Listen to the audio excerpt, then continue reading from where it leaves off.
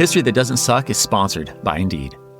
If you run a small business like me, the right person can level everything up.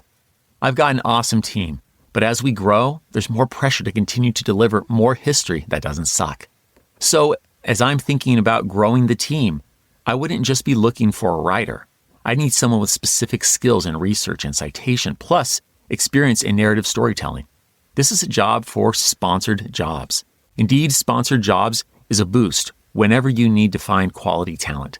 Instead of struggling to get your job post even seen on other websites, sponsored jobs helps your role stand out in search results so you can reach candidates who meet your specific criteria.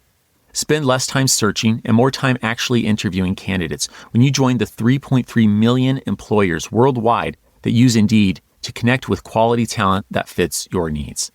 And listeners of this show will get a $75 sponsored job credit to help get your job the premium status it deserves at Indeed.com/podcast.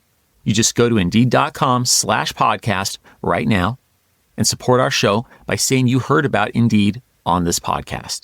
Indeed.com/podcast. Terms and conditions apply. Need to hire? This is a job for Indeed sponsored jobs. History That Doesn't Suck is sponsored by Angie, the go-to place to hire skilled local pros who can help you tackle some spring household projects. I'm a skilled historian, but not so skilled as a handyman. I mean, I'm not totally useless around the house. I can fix a leaky faucet, but I'm not going to try to replace the hot water heater, for example. That's a real thing that happened last year, by the way. But mostly, I just don't have time. That's where Angie can help. Angie's been around since 1995, so they've got decades of experience helping homeowners tackle everything from quick fixes to big renovations. Just answer a few questions about your project, and Angie connects you with local pros who specialize in exactly what you need. You can read reviews from people in your area, compare quotes, and find your best price without a ton of back and forth. They also cover pretty much everything: cleaning, handyman work, electrical, landscaping, you name it. So whether it's a small job or something bigger, it's all in one place. Download the free Angie app today or visit Angie.com. That's ANGI.com.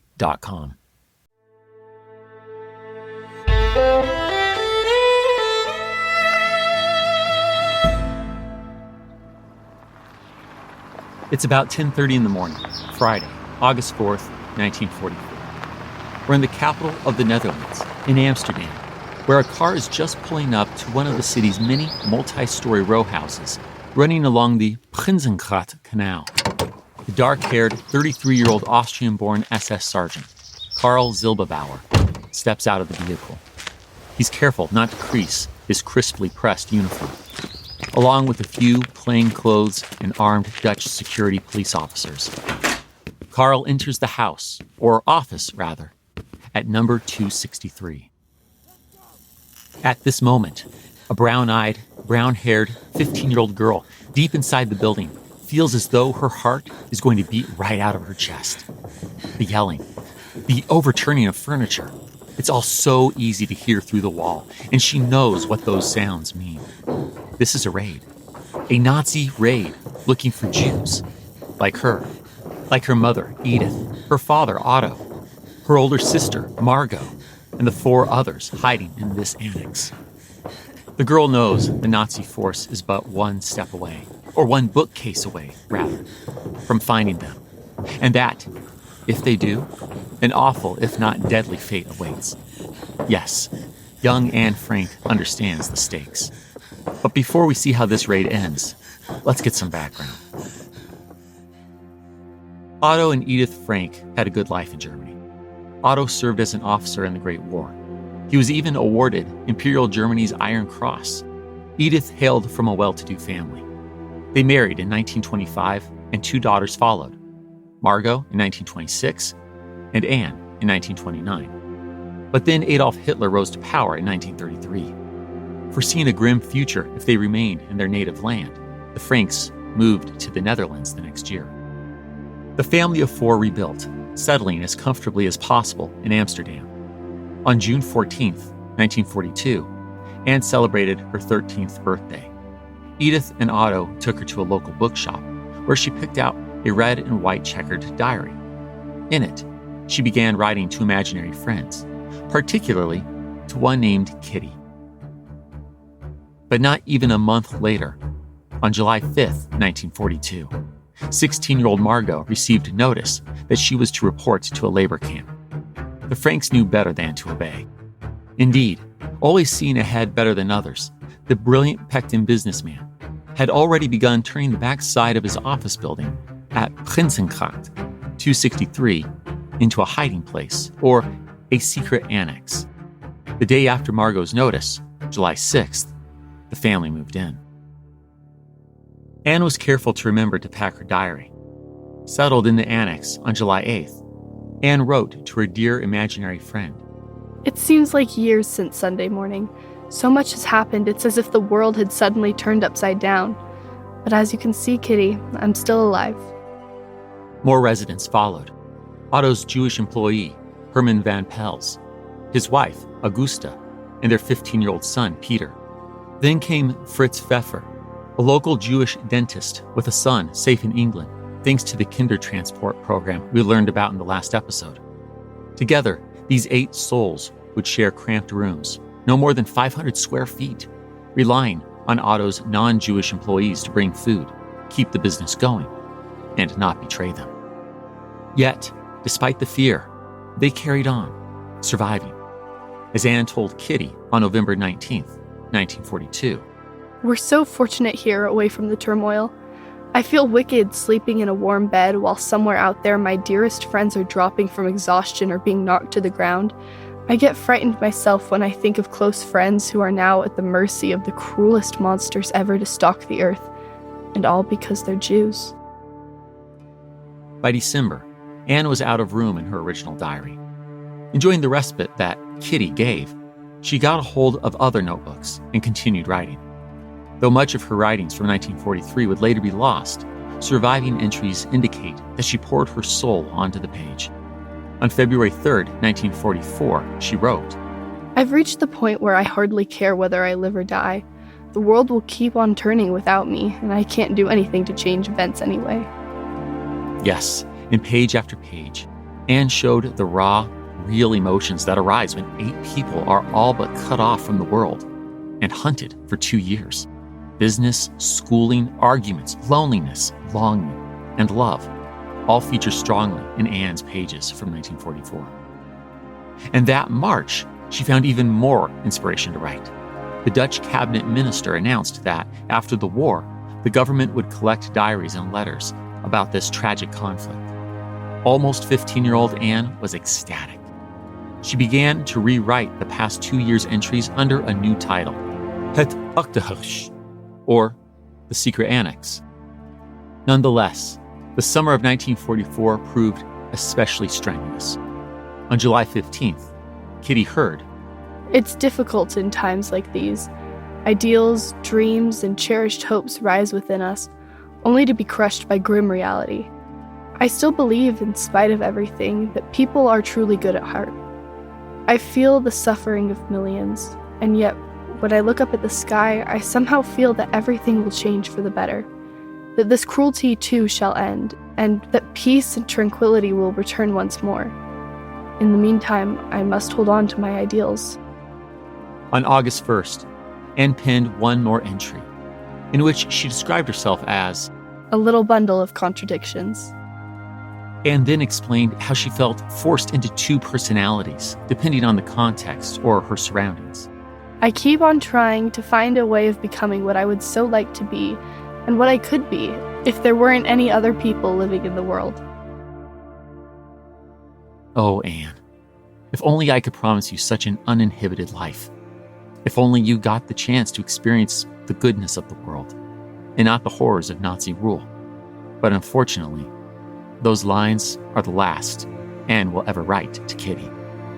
And yes, that means it's time we got back to that raid. The muffled voices and cacophony of upended furniture is growing louder. The Nazi raiding party is drawing closer. Then, they find it. The door, disguised as a bookcase, flies open. Nazi officers pour into the secret annex. They tear through the place, making a quick mess as they seize and arrest all 8 of the secret annex's terrified residents, including 15-year-old Anne Frank.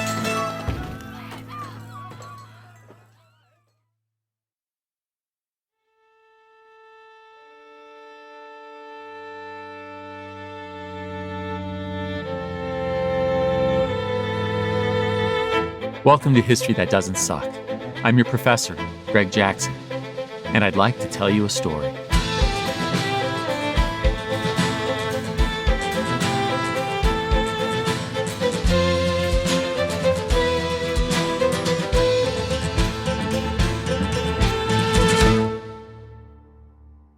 I wish I could tell you that all of the secret annex's inhabitants survived the war. But I can't. Everyone is deported to that most infamous death camp, known as Auschwitz-Birkenau. Edith Frank dies there, while Anne and Margot are sent to Bergen-Belsen, where the sisters die weeks apart from one another in early 1945. All three of the Van Pels and Fritz Pfeffer also perish before the war's end. Anne's father, Otto, is the only one to survive the war.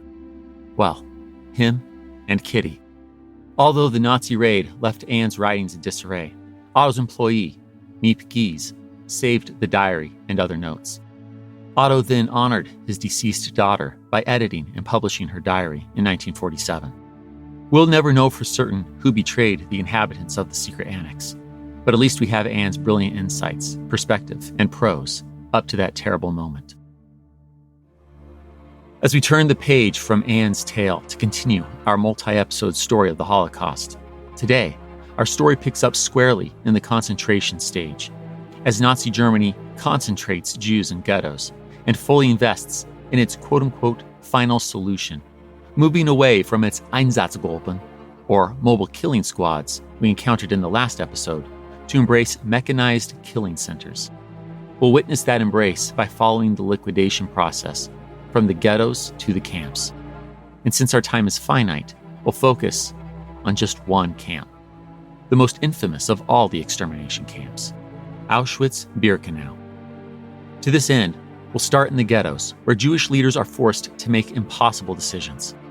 But as the deadly finality of the Nazis' intentions settles in, we'll also find that not everyone will go without a fight, especially in Warsaw, Poland. After this scene of brave resistance, though, we'll encounter the horrors of Auschwitz, which I intend to present to you in order. As such, we'll go from a cattle car to the sorting process, the gas chambers, the crematoria, and finally, we'll familiarize ourselves with a Nazi doctor known as the Angel of Death. Collectively, I hope these tales from actual Auschwitz survivors will provide as complete an overview of the Holocaust's extermination camps as one episode can. It's another challenging story to hear, one that I do believe everyone needs to hear, but will nonetheless suggest that parents preview this one before letting the kids listen. And if they do listen, certainly discuss it with them afterward.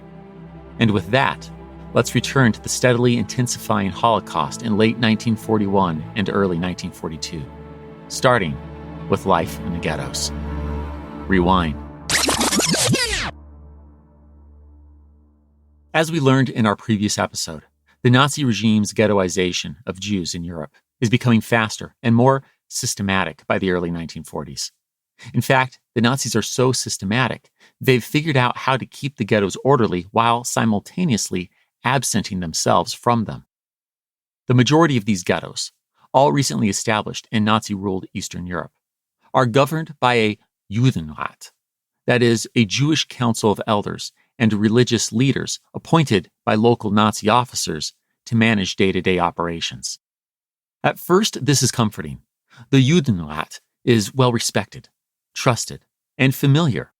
The Judenrat is a direct descendant of the historic Kahila that ran Europe's Jewish communities before full citizenship, as we know from episode 185.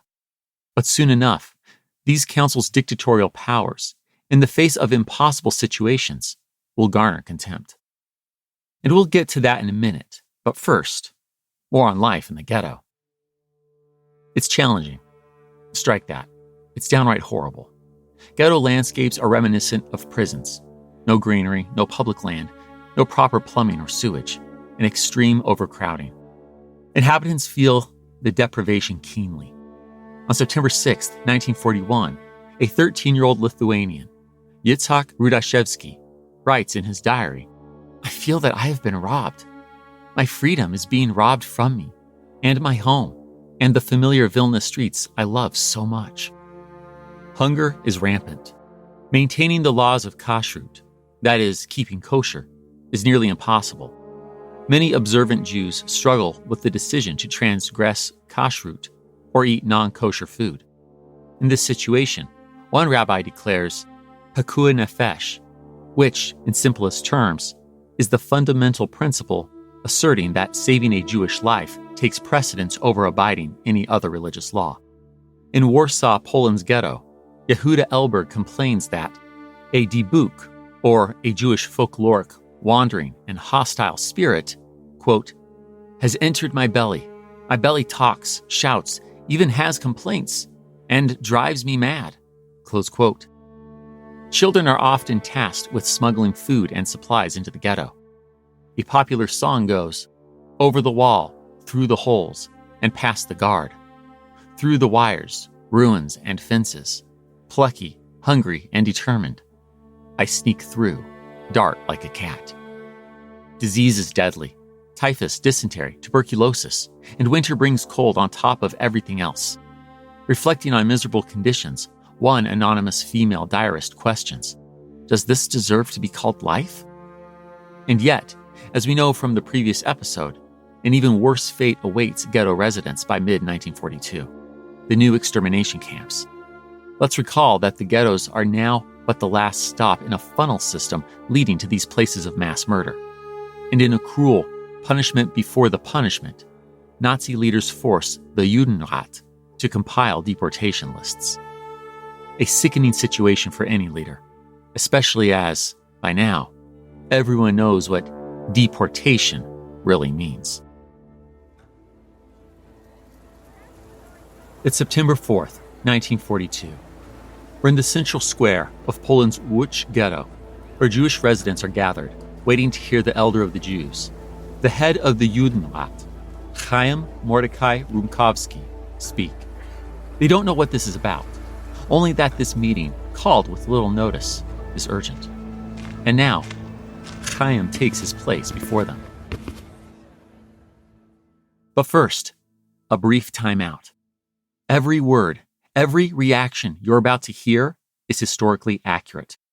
The text of Chaim's speech will be found in his personal archives after the war, and the stenographer documenting this meeting is writing down the crowd's reactions to each of the leader's phrases. So when you hear words and bitter sobs, know that none of this is artistic license. Okay, back to the story. Speaking in Yiddish in front of several thousand Jews, Chaim explains he's been tasked with the unthinkable, deciding who among them to surrender to the Nazis. He announces, the ghetto has been struck a hard blow. They demand what is most dear to it, children and old people. I was not privileged to have a child of my own, and therefore devoted my best years to children. I lived and breathed together with children. I never imagined that my own hands would be forced to make this sacrifice on the altar. In my old age, I am forced to stretch out my hands and to beg, brothers and sisters, give them to me. Fathers and mothers, give me your children. Yesterday, in the course of the day, I was given the order to send away more than 20,000 Jews from the ghetto. And if I did not, we will do it ourselves. The question arose, should we have accepted this and carried it out ourselves or left it to others? But as we were guided not by the thought, how many will be lost, but how many can be saved, we arrived at the conclusion, those closest to me at work, that is, and myself, that however difficult it was going to be, we must take upon ourselves the carrying out of this decree. I must carry out this difficult and bloody operation. I must cut off limbs in order to save the body. I must take away children, and if I do not, others too will be taken, God forbid. I cannot comfort you today, nor did I come to calm you today, but to reveal all your pain and all your sorrow. I have come like a robber to take from you what is dearest to your heart. I tried everything I knew to get the bitter sentence canceled. When it could not be canceled, I tried to lessen the sentence. There are many people in this ghetto who suffer from tuberculosis, whose days, or perhaps weeks, are numbered. I do not know. Perhaps this is a satanic plan, and perhaps not, but I cannot stop myself from proposing it. Give me these sick people, and perhaps it will be possible to save the healthy in their place. I know how precious each one of the sick is in his home, and particularly among Jews. But at a time of such decrees, one must weigh up and measure who should be saved, and who can be saved, and who may be saved. Common sense requires us to know that those must be saved who can be saved, and who have a chance of being saved, and not those whom there is no chance to save in any case. And yet, even Chaim's list is of no use. On September 5th, the Germans begin their infamous Gesperraktion, rounding up nearly 16,000.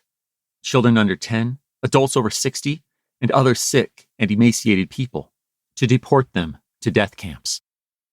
Chaim Rumkowski will later be remembered as one of the most controversial Jewish Holocaust figures, as he was often seen as cozier with the German leaders than his fellow Jews. Is he a collaborator and traitor? Or a man in a terrible situation, trying to save as many as he can? We'll never know. Chaim will never be able to speak to his choices.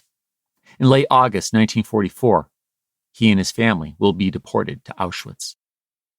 But let's not get ahead of ourselves. As we move into 1943, and deportations liquidate, as the Nazis put it, ghettos all across Eastern Europe, their Jewish residents haven't given up on finding meaning in their lives. Education and culture sustain life. Jewish schools impart a sense of Jewishness and identity amidst the chaos of the ghetto. On Sunday, March 14th, 1943, high school students in Vilna, Lithuania's ghetto, open an exhibit to celebrate Yahuash, the Yiddish poet who translated the Hebrew Bible into Yiddish. Materials are smuggled in via the Yiddish Scientific Institute, or YIVO, and it's a huge success. Almost 16-year-old Yitzhak Rudashevsky writes in his diary that, quote, looking at the exhibition, at our work, your heart fills up with pride and enthusiasm. You really do forget that we are in a somber ghetto, close quote. Yitzhak continues with his schoolwork through the month, and he's, dare I say, content? As he notes in Yiddish on Thursday, March 18th, I often think this is supposed to be the ghetto. Yet, I have such a full life of cultural activity. I study, I read, visit the club circles. Time flies by so fast, and there is so much work to do. Lectures, cultural evenings. I often forget that I am in the ghetto. Close quote. But reality comes crashing in as more and more Vilna ghetto Jews are deported. Or worse, shot under the pretense of transport. On April 7th, Yitzhak pens a final entry. We are prepared for everything. We must trust nobody, believe nobody. At any moment, the worst can happen to us. Yeah, it's a sentiment felt in ghettos across Eastern Europe. But perhaps nowhere is this prepared for anything feeling stronger than in Warsaw, Poland. The largest of all the ghettos and home to more than 400,000 Jews at its peak, it's hard to say just when Warsaw's dwindling Jewish population began thinking of fighting back. But I'll begin in the year prior to our current point in the narrative, at precisely 11 a.m. on a drizzly Wednesday, July 22nd, 1942. That's when the SS, assisted by the Jewish Order Service, or the Jewish Ghetto Police, yes, Jewish officers, men who, like the Judenrat, are in an impossible situation, carried out the first deportation of Warsaw Ghetto inhabitants to the new Treblinka extermination camp, whose gas chambers began ending lives en masse the very next day. Only getting started, this great deportation action marked a key moment for Jews who suddenly realized that survival in the ghetto did not necessarily mean ultimate survival. Guilt and loneliness permeate the ghetto's dilapidated walls. The younger, fitter, often single Jews left behind know they have to defend themselves. As Warsaw resident and Holocaust survivor, Szymon Ragosinski will recall years afterward, quote, "When the truth about Treblinka came home to us, we lost our faith. And then the idea of armed resistance began to take concrete form." Close quote. And so, only days after the first deportations in July 1942, several Jewish resistance organizations combined to form the Jewish Combat Organization, or to use its Polish acronym, the ZOB, which turned to Mordechai Anielewicz for leadership as the year wore on. Another group, the Jewish Military Union, or the ZZW, also formed. It's commanded by Pavel Frankel and Leon Rodal.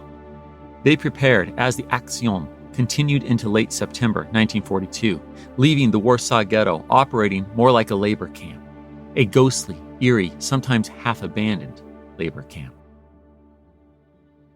Returning to the year 1943, January brings another Action, another grand deportation. But this time, Warsaw's Jews fight back. It's a small-scale act of resistance. Nonetheless, it's a helpful experience for the resistance fighters, and it leads the Nazis to avoid the ghetto at night for fear of an ambush. From January to April, the ZOB keeps organizing. Weapons training, military preparations, carving out secret tunnels between buildings, digging bunkers, and more. Through the black market, they purchase guns, ammunition, grenades, and anything else they can get their hands on. Yes, Warsaw's remaining Jews, roughly the last 10%, only 40,000 according to historian Yisrael Gutman, are ready to fight. And on April 19th, the day before another grand deportation, possibly planned for Adolf Hitler's birthday the next day, the Nazis learned that firsthand. It's about 4 in the dark morning, April 19th, 1943, the eve of Passover. We're in Warsaw, Poland, where 830 grenadiers and SS cavalry officers, 234 German policemen and officers, 59 Wehrmacht artillery and sappers and officers, and 337 Ukrainian soldiers and officers are preparing for a fight. Armed with rifles, automatic pistols, machine guns, armored cars, tanks, flamethrowers, and cannons, the troops are well prepared to liquidate the Warsaw Ghetto. Soon enough, the German soldiers move out in 2 columns. Approaching from the south, they travel north on Nalewki Street. But as they do, the Jewish Combat Organization and the Jewish Military Union are patiently waiting for the right moment to strike. Upon reaching Geisha Street, the Nazi columns are shocked to find Molotov cocktails and hand grenades flying at them. A skirmish ensues, and after 2 hours, the tired, hungry Jewish guerrilla fighters force the well-fed, well-armed, and well-trained Germans back. It's a decisive Jewish victory, but the fight is far from over. The first 2 days go squarely in the Jews' favor, but by April 21st, the Nazis change their strategy, moving through the ghetto in smaller groups, thereby making themselves harder targets for resistors. Then, the Nazis resort to arson. They burn houses, forcing those hiding in the elaborately constructed bunkers to reveal themselves. Truly, it's hell. As an unknown female diarist writes, likely on April 23rd, "The enemy bombards us with grenades without a break, and sounds of machine gun fire are heard without end. Despite all the dangers, Jews are running through the streets in order to save their bare life. It looks as if the end of the world is taking place. Save yourselves, if you can. It's terrible. Everyone wants to save himself. Colossal struggle. Hell has come to earth. Dante's Inferno. Unbelievable and indescribable." 3 weeks later, likely on May 10th, the unknown woman writes again, succinctly summarizing the feelings of many survivors. "I myself wonder, how was it possible that we could live and endure for 3 weeks in such conditions? We know very well what kind of action this is, since it was announced in advance. This is the liquidation of the Warsaw Jewry, and therefore our end and destruction." But many like her are still alive, either hiding in undiscovered bunkers or the sewer. Some manage to escape to the area inside of the walls. German commander Jürgen Stroop's report states that from April 20th to May 16th, the Nazis liquidate 631 bunkers, comprising 56,065 Jews. But as we know, historian Yisrael Gutman's figures suggest that the Nazi officer is grossly exaggerating. Regardless, the uprising is drawing to an end. It's now 8:15 p.m., May 16, 1943. Jürgen's troops, Nazi soldiers, have just set the great synagogue on Flomakia Street aflame, and the unknown female diarist is likely reflecting on the scene when she steps out of the bunker for the first time since the beginning of the uprising. She writes, Everything around is on fire. The entire ghetto is a sea of flames. The fire expands so fast that people don't have time to flee the houses and perish inside in a tragic manner. The woman watches as Jews stream out of bunkers, from street to street, house to house, clutching bundles of their last remaining possessions. They seek desperately nothing. No rescue, no protection. Death prevails everywhere. She hears terrible screams and cries from those who still have the strength to wail. She hears prayers to God.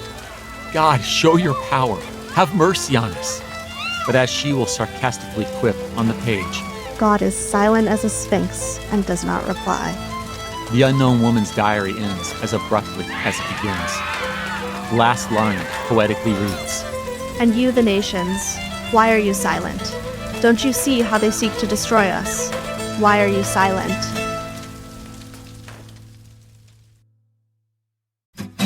History That Doesn't Suck is sponsored by Quince. You've probably heard me talk about my Quince, not your stodgy professor's cardigan. Yeah, I wore that all winter, almost daily. Seriously. And just recently, to freshen up my wardrobe for spring, I ordered some jeans. These worn stretch jeans are great for all the traveling I'm doing with my live tour. They're fitted yet flexible, which is great for long hours on a flight. The organic cotton denim gives you stretch for a structured yet comfy fit and soft feel. It's the perfect fit for traveling or everyday wear. With Quince, you're getting high-quality pieces without the designer markup. They work directly with ethical factories to cut out the middleman and keep prices lower. Refresh your wardrobe with Quince. Go to quince.com/HTDS for free shipping and 365-day returns. Now available in Canada, too. That's QUINCE.com/HTDS to get free shipping and 365-day returns. Quince.com/HTDS. History That Doesn't Suck is supported by Instacart. Instacart is more than a grocery technology platform. It's really about helping make your day-to-day life run a little smoother. It connects you to thousands of stores across the country so you can get what you need without rearranging your entire schedule. For me, that's super important because between teaching, writing, recording, and touring, everything just feels nonstop. My wife and kids are busy too, and I definitely don't want to drop the ball when it's my turn to do the grocery shopping. That's where Instacart comes in. I can sit down for a few minutes and build out my cart with exactly what we need. The household shopping list is pretty specific about brands and produce, so I love that I can leave notes or message my shopper to make sure everything is just right. And the convenience is unmatched.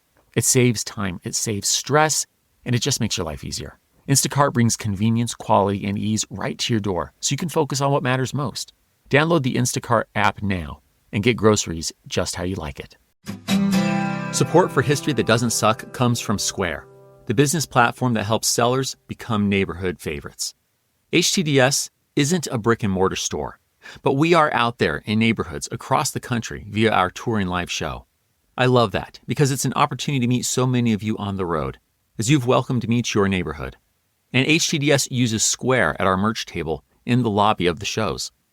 It's an easy-to-use, intelligent point-of-sale platform that handles credit card tap-to-pay and cash transactions, plus keeps track of the inventory, so we know what to stock up on for the next show. The Join or Die t-shirts seem to be a favorite, by the way.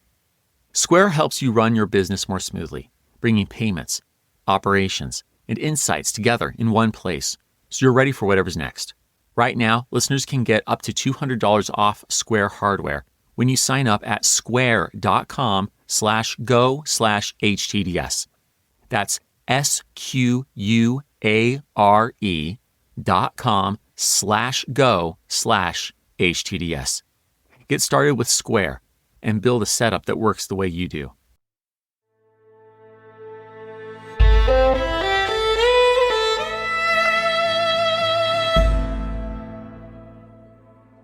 Yes, the Jews ultimately lost the Warsaw Uprising. That was expected.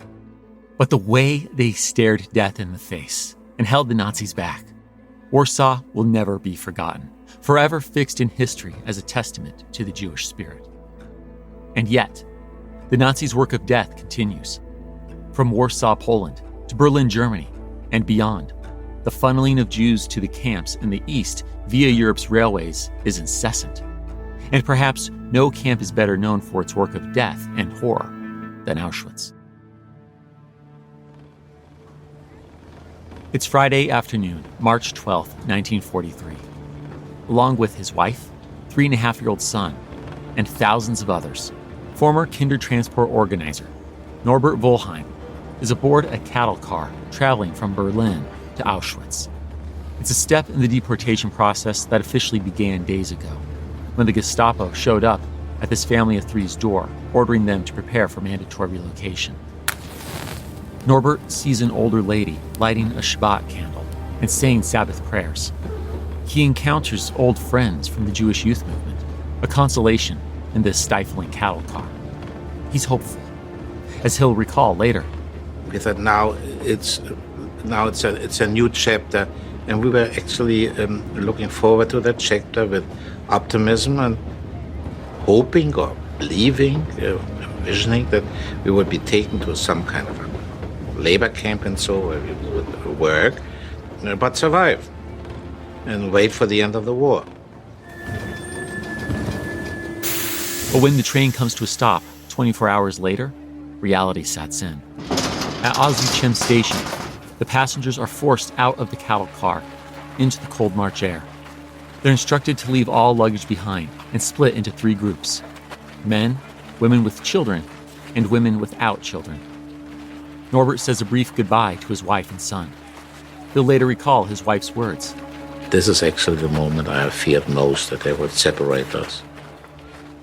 The 3 columns pass by well-fed, elegantly dressed SS officers. One asks Norbert about his age, occupation, and health. The SS officer then indicates with his thumb for Norbert to step to the right. The 3rd group of women and children are loaded immediately onto special trucks and driven away. My wife somehow had found a place at the end of the truck, so we waved to each other, and that's the last I have ever seen of her. Norbert watches as the women without children are loaded onto yet another truck and taken away by female SS officers. Finally, fully realizing his fate, he turns to his Jewish youth movement friends, whom he happened to encounter on the cattle car, and remarks, "May God help us to get out of here alive." Norbert's story of an initial arrival at Auschwitz is fairly standard. The majority of survivors will have a similar tale, regardless of the year in which they arrive.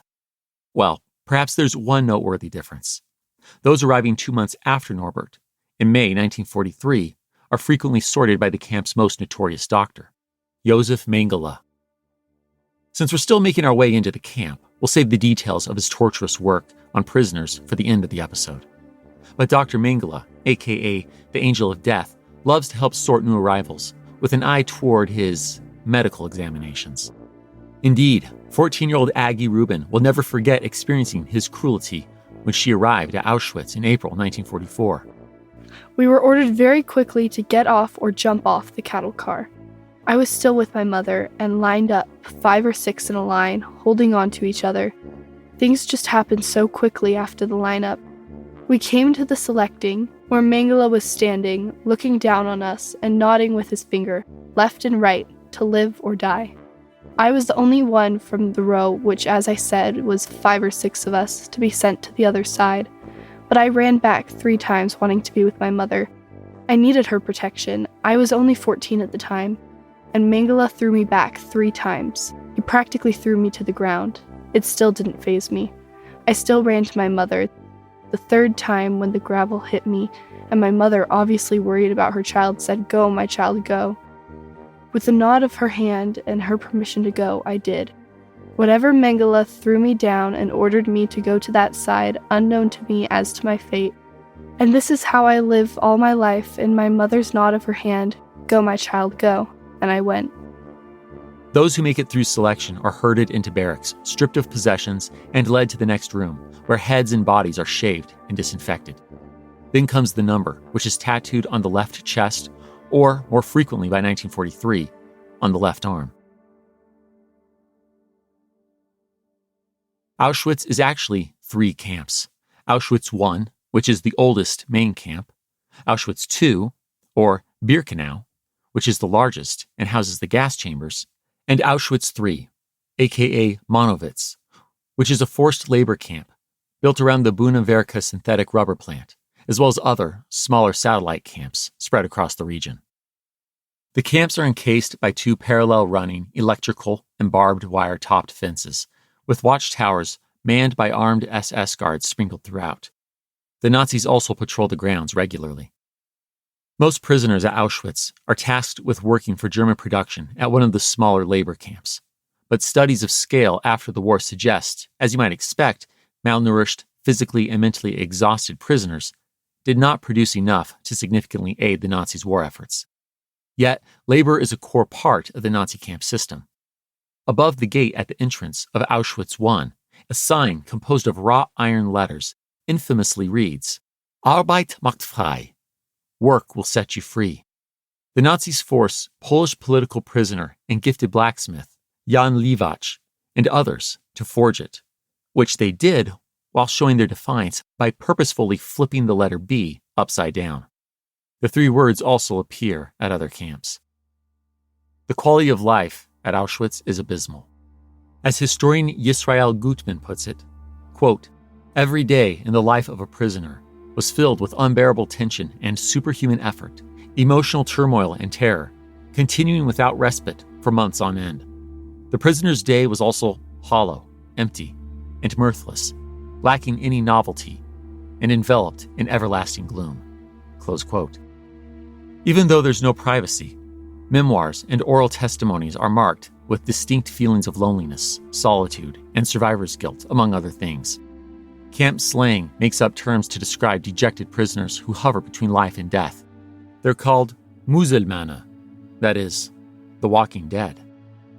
On the flip side, for the amusement of SS officers at the expense of prisoners, the camp boasts a soccer field, library, photo lab, theater, swimming pool, and orchestra, as well as a brothel called the Puff. Notably, the brothel isn't entirely used by Nazi officers. Though visited by them, the brothel at Auschwitz, like those at 9 other camps, was built under SS Reichsführer Heinrich Himmler's express command to serve as a quote-unquote reward for top-producing non-Jewish male prisoners. Yes, non-Jewish. Because of the anti-miscegenation Nuremberg laws, Jewish men are excluded from the brothels. For those same reasons, the girls and women officially forced into sex work at execution and labor camps are not Jewish. Nonetheless, let's not make the mistake of thinking that, between the deportations, ghettos, and camps, Jewish women are ever spared from sexual assault during the Holocaust. A day at Auschwitz begins at 4:30 a.m. Prisoners wake up in their cramped, lice-ridden block and have roughly half an hour for morning washings. Then they venture outside to stand and be counted for morning roll call. Afterward, work details, or labor squads, known as Kommando, head to work, marching in rows of 5 through the metal gate. Under the direction of capos, that is, imprisoned foremen, Auschwitz prisoners labor outside regardless of weather, sometimes working 12-hour shifts without rest. After work, evening roll call is also required. Once again, prisoner numbers must match up with official records. If someone is missing, the entire group will wait until the person is found, or the Nazis know why that person is missing. Sometimes this takes hours. Through frigid winters and blistering summers, prisoners stand at attention before returning to their block for bread rations and watery soup. As Jewish and Italian survivor and author, Primo Levi writes in The Drowned and the Saved, "Thirst tormented us. Thirst is more imperative than hunger. Hunger obeys the nerves, grants remission, can be temporarily obliterated by an emotion, a pain, a fear. Not so with thirst, which does not give respite. In those days, it accompanied us day and night. By day on the work site, whose order was transformed into a chaos of shattered constructions. By night, in the hut without ventilation, as we gasped the air breathed 100 times before. When curfew arrives, prisoners return to their blocks, propping their heads on rolled clothing and shoes, for comfort and to prevent theft. But not all prisoners are treated the same. A distinct hierarchy exists based on country of origin, reason for imprisonment, role within the camp, and connections to the outside. To quote Primo once more, "The weekly hour when our political companions received mail from home was for us the saddest, when we felt the whole burden of being different, estranged, cut off from our country, indeed, from the human race. It was the hour when we felt the tattoo burn like a wound, and the certainty that none of us would return overwhelmed us like an avalanche of mud. In any case, even if we had been allowed to write a letter, to whom would we have addressed it?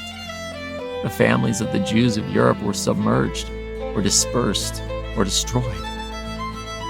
Destroyed indeed. Between 1943 and 44, the work of eradication of Jewish life at Auschwitz only accelerates, an acceleration facilitated by expanding facilities.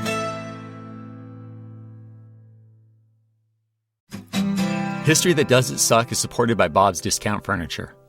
You know how stressful it is trying to find furniture that's actually affordable, but still looks good? I feel like it's always one or the other. It probably won't surprise you that I like to do research. Historian that I am, I research and read reviews before I buy anything, especially something as big as furniture. And Bob's Discount Furniture makes that easy because they've got thousands of products with verified 5-star reviews. So when I'm shopping for something trendy and high quality, I know Bob's delivers. Take their Elm dining set. It's basically the ultimate designer dupe with over 700 5-star reviews. You get a real marble table and super comfy Bobopedic seating that'll seriously impress your guests. And the price? Just $999.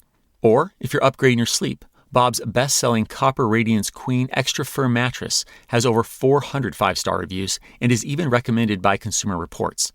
It's got a copper-infused cover, high-density Bobopedic foam, and a 20-year warranty. For quality furniture and everyday low prices, shop at Bob's. It's where America shops for furniture. This episode of History That Doesn't Suck is brought to you by K-12 Powered Schools. I teach at the university level, but I'm also a parent. When our kids were younger, we experienced firsthand how different each of their learning journeys needed to be in those crucial formative years. That's what K-12 Powered Schools is doing.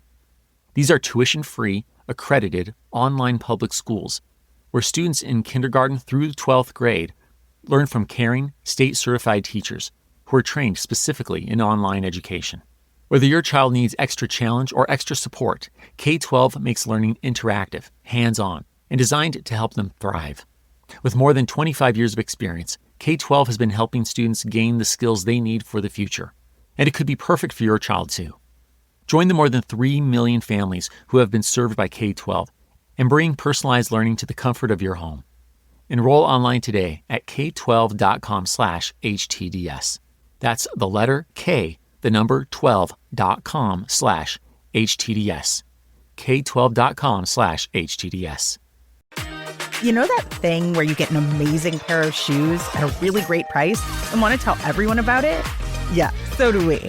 Here at Designer Shoe Warehouse, we'll give you something to brag about, like the latest styles from brands you love, or the trends everyone's obsessing over, or shoes that make you feel like, well, you.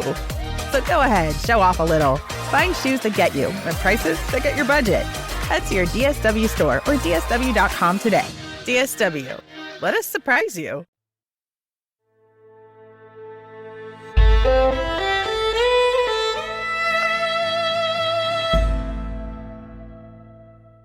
In April 1944, 2 Slovak Jews, Rudolf Verba and Alfred Wetzler, escaped from Auschwitz. Within weeks, they published one of the first eyewitness accounts of life in this death camp, the Auschwitz Report. It offers horrific insights on the camp's increasing capacity for and methods of killing, which I'll now break down for you. Building on last year's new gassing plant and crematoria, The report tells us that Auschwitz-Birkenau has a total of 4 crematoria by the spring of 1944, 2 large and 2 small. Each breaks down into 3 parts: the furnace room, the large halls, and the gas chamber. According to the Auschwitz report, the larger crematoria have a capacity of 2,000, the smaller of 1,000. Yes, we're now to the point of seeing how the industrial death machine of Auschwitz works. Here we go. Prisoners first arrive in a reception hall, organized like the changing area outside a bathing establishment. Prisoners are instructed to undress, and to continue the ruse, they're sometimes given a towel and small piece of soap. Oftentimes, Sonderkommandos, Jewish prisoners forced to work in gas chambers, answer questions from their co-religionists. Leon Cohen will later recall versions of, "Where will we be sent after the disinfection?" and "What plans do the Germans have for us?" But he never shares the truth. As he later explains, "How could I tell people that they were about to be murdered? It was impossible to tell anyone this terrible truth. You have to realize that the system was too sophisticated for us to interfere in any way. The people were doomed to die, and we couldn't do a thing about it. The Germans lied in the cruelest ways. We had no choice but to do as we were told. No one survived. Escape was impossible. I repeat, impossible." After undressing, prisoners are led through a door, down roughly 15 stairs, into a long, narrow gas chamber, disguised as a shower room. Sometimes, the white coat-clad officers will fire shots to force the prisoners to jam closer together. When all prisoners are inside the chamber, it's sealed with heavy, airtight doors from the outside. Then, SS men open windows in the ceiling and pour blue-green pebbles out of gas canisters, reading "Cyclone" for use against vermin. Yes, this is the Zyklon B we learned about in the last episode. Victims scream for help, but it's no use. It's all over in about 15 minutes, after which the Nazis check to ensure everyone is dead. Once the mass death is confirmed, the chamber is opened and aired out. Bodies are transported by, quote-unquote, special squad carts via a flat truck over to the furnace room. In the larger crematoria, the Auschwitz report describes it as being composed of one large chimney connected to 9 smaller furnaces. Each of the 9 has 4 openings which accommodate 3 corpses. After 90 minutes, the bodies are burned to ash, and the process repeats itself. The smell of burning flesh and scorched hair permeates the air. It's inescapable, regardless of where you work. But some are even closer to the crematoria than the average prisoner. It's an unspecified day, likely in late 1943 or early 1944. Greek-born Jewish prisoner Leon Cohen is on the ground floor of the 50 by 6 meter building that makes up Crematorium 2 at Auschwitz-Birkenau, or Auschwitz II. With instruments at the ready, he's in the middle of one of his 12-hour shifts as a forced worker, or Sonderkommando. As the bodies of just murdered Jewish prisoners are transported from the gas chambers to the furnace, Leon is tasked with ensuring they have no more valuables. See, while most prisoners' belongings are removed before death, some things, like gold teeth, remain in the dead bodies. And harvesting the gold for the Nazis is the young Greek Jew's job. Called a dentistin, or dental technician, Leon has 10 minutes to check 60 to 75 corpses within the half hour that bodies arrive before the furnace operators yell, "Einschieben," or push in. First, he pries the supine body's mouth open. It takes pliers, since the jaw is tightly shut. If they don't have any gold teeth, it's on to the next. If they do, he uses a second pair of dental pliers to rip the tooth out. The work is absolutely brutal, and he has no choice. As he'll later recall, the bodies gave off an unbearable stench. But bear it or not, I had to do the work. It was repulsive, but I did it. You've got to realize that there was no way to evade it. While participating in an oral history conducted many years after the war, Leon responds to his interviewer's question about how he put up with such horrible work. "What would you do if you were in my shoes? Look, I didn't have a choice. I couldn't behave differently. During that time, we had no emotions. We were totally drained. We blocked up our hearts. We were dehumanized. We worked like machines. We were human beings devoid of human emotion. We were really animals, not people. It's frightening, but that's how it was. A tragedy." An October 1944 uprising of Sonderkommando prisoners is one of the only forms of armed resistance at Auschwitz. Like the Warsaw Uprising, it too is doomed from the start. All of the participants are shot and cremated in the way that they knew so intimately. The Auschwitz report estimates that, quote, "the total capacity of the 4 cremating and gassing plants at Birkenau amounts to about 6,000 daily," close quote. Modern historians support this number. Some have gone higher. And of course, the total number murdered daily in such chambers across Nazi-occupied Europe is still higher. Let's not forget that, though smaller in scale than Auschwitz, there are 5 other extermination camps in Poland, and nearly identical methods of murder are being used across Nazi-occupied Europe. But that's not to say that everything always goes as planned. While the gas chambers and crematoria function as mechanized killing centers, the process does occasionally go awry. It's an unspecified day, likely September 1944. We're at Auschwitz, where Judith Becker is standing naked, waiting on selection. See, Judith has been through this before at other camps, so she's well aware of the process.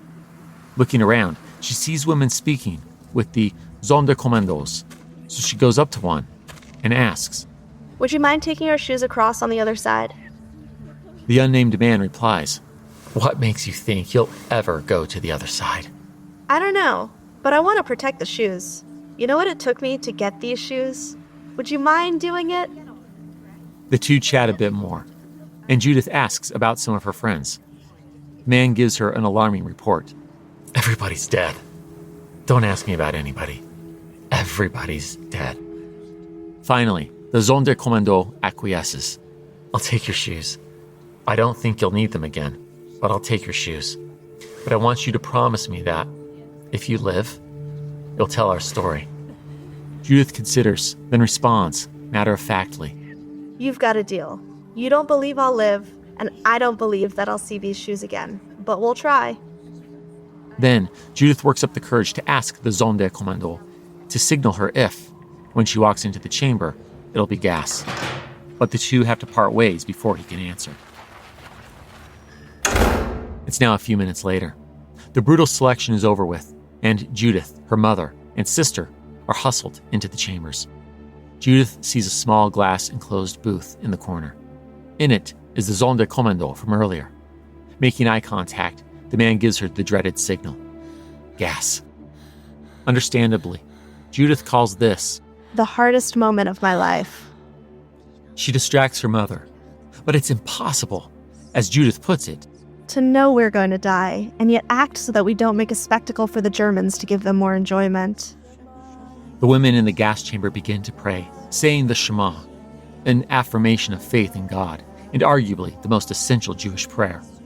Her mother asks them to recite pieces of Vidui, the prayer acknowledging sins to God, often said during Yom Kippur, or by or for someone on a deathbed.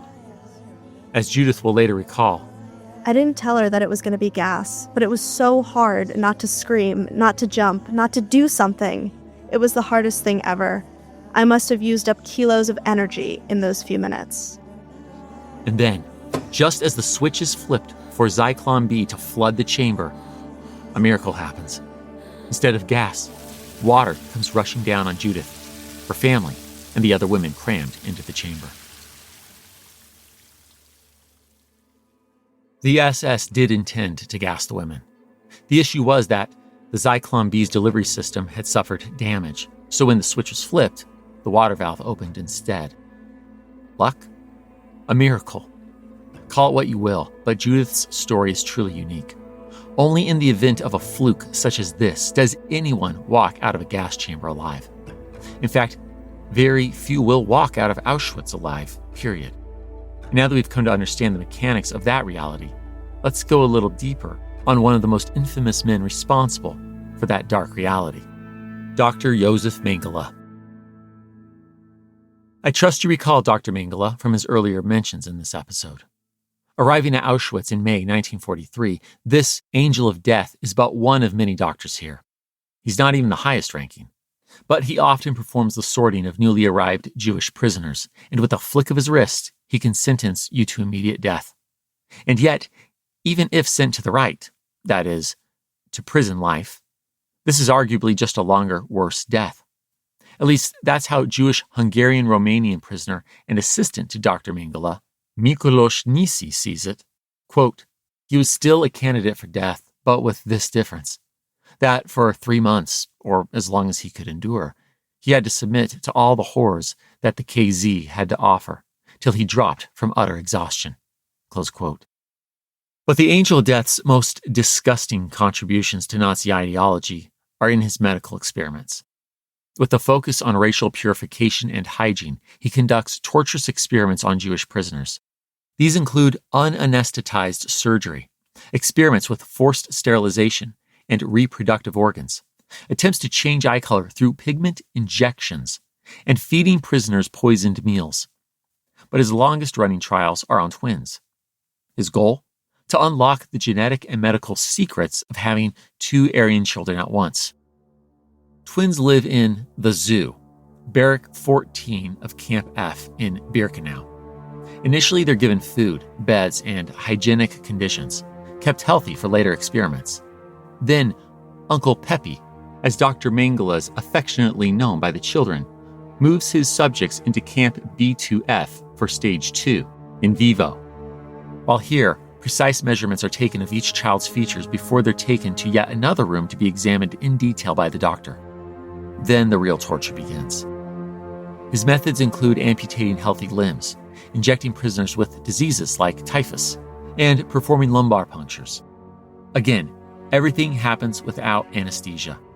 One of Dr. Mengele's most outlandish experiments involves trading blood between twins, transferring blood from the one to the other.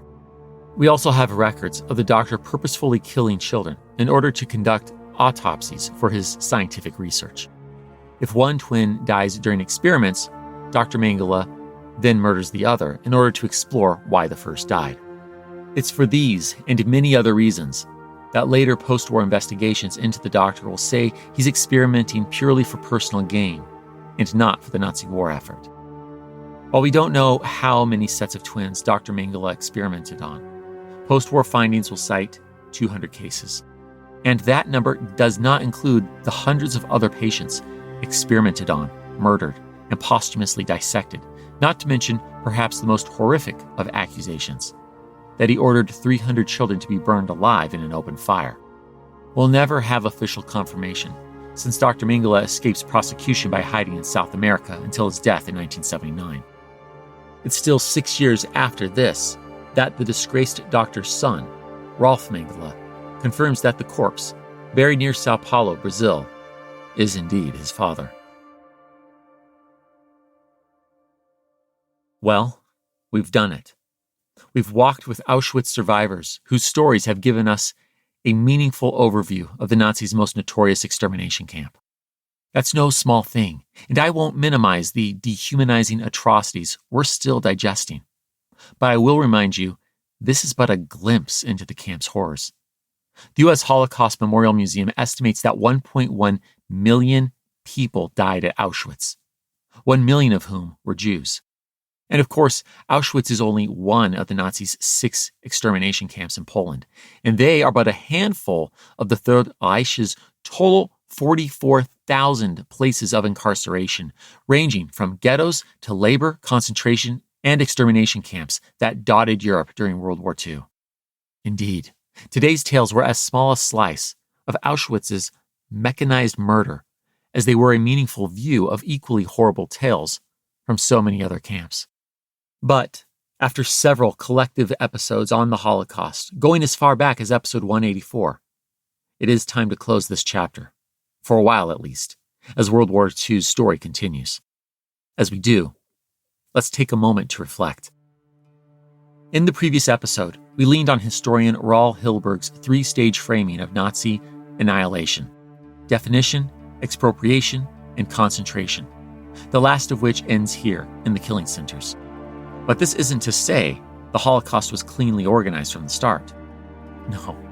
As we saw in episodes 184, 185, 195, and from 202 to this current one, the Nazis harnessed long-standing anti-Semitism more haphazardly than that. European Jews in the 1930s had no way of knowing Nazism would create the attempted extermination event we now know as the Holocaust. But as millions found themselves trapped in this machine, resistance happened. Warsaw fought back, inspiring a Treblinka revolt that involved roughly 1,000 prisoners and enabled about 25% of those to flee. Only 100 participants in this revolt survived the war. At Auschwitz, Jan Liwacz flipped the B on Arbeit macht frei, and Sonderkommandos revolted. Many other examples exist. Tales for a future episode. The world was complicit, if not by overt anti-Semitic action, then by being a bystander to the violence. Collaborationist governments, like Marshal Philippe Pétain's Vichy France, barely even paused before implementing the Third Reich's policies, even arresting and deporting the country's Jewish population. In sum, nearly 77,000 Jews in France died during the Holocaust. Contrast that to Sultan Muhammad V of Morocco, who, despite Vichy France's power over his nation, then a colonized protectorate, stood up for his Jewish subjects.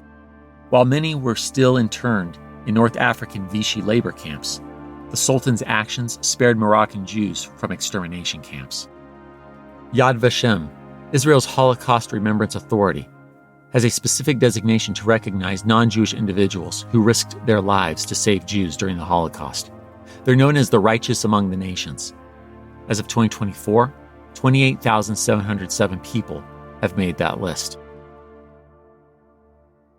But that number pales in comparison to all that were lost. The 1945 Nuremberg trials, which we'll cover in a later episode, estimate that 5.7 million Jews were killed in the Shoah. This nearly a century-old estimate proves shockingly accurate for an immediate calculation.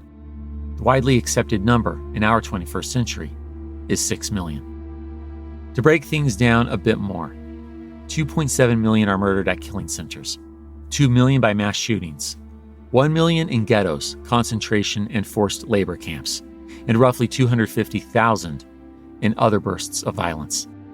Most Nazi-touched countries lost upwards of 50% of their Jewish citizens. In Poland, 90% of their pre-war Jewish population perished. And the aforementioned numbers don't account for the many non-Jewish victims of this violence.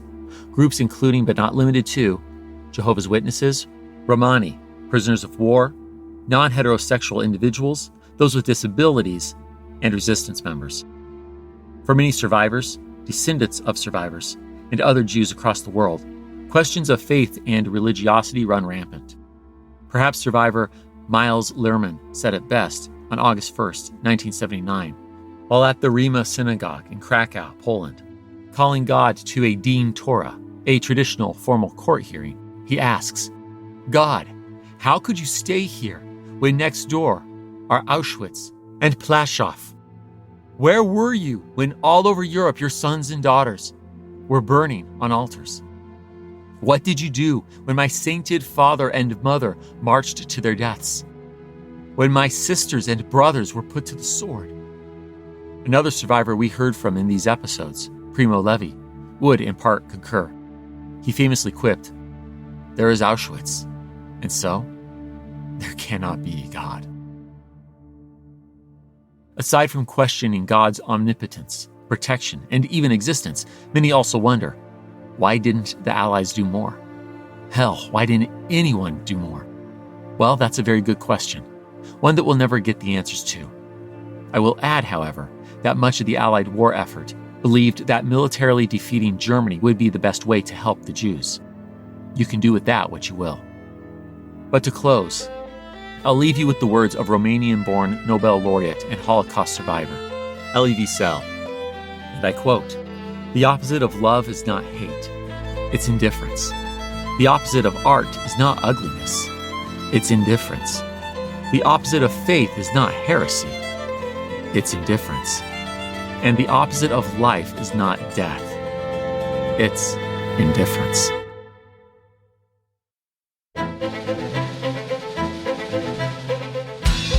History That Doesn't Suck is created and hosted by me, Greg Jackson. Episode researched and written by Greg Jackson and proud descendant of Holocaust survivors, Riley Neubauer. Production by Airship. Audio editing by Mohammed Shahzaid. Sound design by Molly Bach. Theme music composed by Greg Jackson. Arrangement and additional composition by Lindsey Graham of Airship. For bibliography of all primary and secondary sources consulted in writing this episode, visit htdspodcast.com.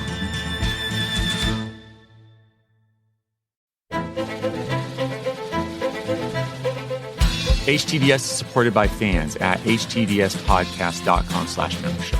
My gratitude to you kind souls providing funding to help us continue. Thank you. And a special thanks to our patrons whose monthly gift puts them at producer status. Adam Gorin, Ahmad Chapman, Andrew Nissen, Andrew Sherwin, Anna M. Hutta, Art Lang, Bob Stinnett, Bonnie Brooks, Brian Galligan, Brian Boyles, Brian Goodson, Bruce Hibbert, Hayden Howitz, Charles Clendenin, Charles Starkey, Charlie Mages, Christopher Merchant, Christopher Pullman, Cindy Rosenthal, Colleen Martin, Colin Fairs Pennington, Connor Hogan, Craig Burhost, Dan G., Daniel O'Kane, Darren Chambers, David Rifkin, Dean Heiser, Durante Spencer, Donald Moore, Ellie Edwards, Elizabeth Christiansen, Ellen Stewart, Ernie Lowmaster, Ethan Lowry, Ethan Thompson, G2303, Jeffrey Nelson, George J. Sherwood, Gareth Griffin, Gina Johnson, Henry Brunges, Holly Hamilton, Jake Gilbreth, James Bledsoe, James Blue, James Schlender, Jarrett Zangora, Jeff Dempsey, Jeffrey Moots, Jennifer Mingione, Jennifer Ruth, Jeremy Wells, Jerome Edwards, Jessica Poppett, Joe Dobis, John Boovy, John Frugal-Dougal, John Huber, John Messmer, John Oliveros, John Rudlevich, John Schaefer, Jonathan Sheff, Jordan Corbett, Joshua Steiner, Julian Wright, Justin May, Justin Spriggs, Carl and Elizabeth Salling, Carl Friedman, Carl Hindle, Ken Culver, Kim R., Kristen Pratt, Kyle Decker, L. Paul Goringer, L. Norman, Lawrence Neubauer, Linda Cunningham, Mark Ellis, Marcia Smith, Matt Siegel, Micah Perryman, Michael Sullivan, Nick Caprell, Owen W. Sedlak, Pamela Fidler, Peter Hugenroth, Philip May, Rick Runkle, Rick Brown, Robert Drazovich, Rock Day, Sam Holtzman, Sarah Prescott, Sarah Trewick, Shannon Hoagland, Sharon Thiessen, Sean Baines, Sean Cullen, Stacy Ritter, Steve Williams, The Creepy Girl, Thomas Churchill, Thomas Matthew Edwards, Thomas Sabbath, Tim and Sarah Turner, Todd Curran, Tom Bastafka, Travis Cox, Wesley McKee, and Zach Jackson. Join me in 2 weeks, where I'd like to tell you a story. This episode is brought to you by Progressive Insurance. Do you ever think about switching insurance companies to see if you could save some cash? Progressive makes it easy to see if you could save when you bundle your home and auto policies. Try it at Progressive.com. Progressive Casualty Insurance Company and Affiliates. Potential savings will vary. Not available in all states.